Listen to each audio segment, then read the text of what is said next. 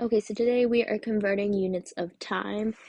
In order to convert, we can use the same method we used for converting length, weight, and capacity. And when we converted those units, we used multiplication. So to convert, we're going to use multiplication.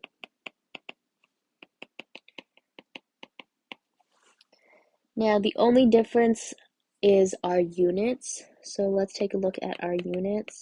So our first and smallest unit is the second. There are 60 seconds in 1 minute.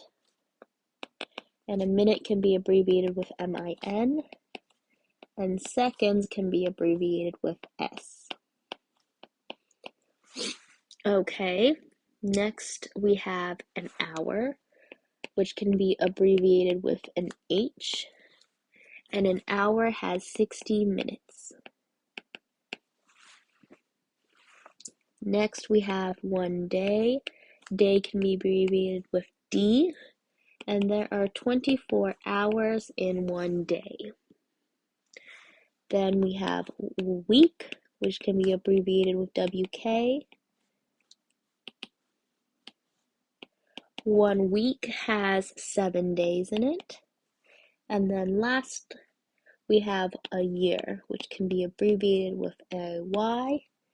And a year has 52 weeks, as well as 12 months. And months can be abbreviated with MO. So now that we have our units, we can start converting. So let's look at some practice problems. So first we have 3 minutes and they want us to convert that into seconds. So we begin by taking the number in our problem, which in this case is 3. We know to convert we're going to multiply, and then to determine what we're multiplying, we're going to look at our chart. So since we're going from minutes to seconds, we need to see how many seconds are in a minute. Well, my chart says 60, so I'm going to say 3 times 60. Now we can use a trick we learned earlier in the year, which is start by multiplying the numbers. So 3 times 6, that's 18. We have 1 0, we add that to the end, so our answer is 180. Okay, let's keep going. So now we have 5 weeks, and they want us to convert that into days. So again, we'll take the number in the problem, which in this case is 5. We know we have to use multiplication, and then to figure out what to multiply by, we're going to look in our chart.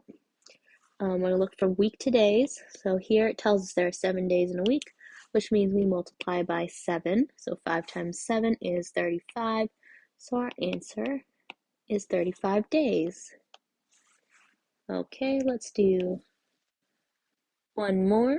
So here we have months, and they want to see how many months are in 5 years.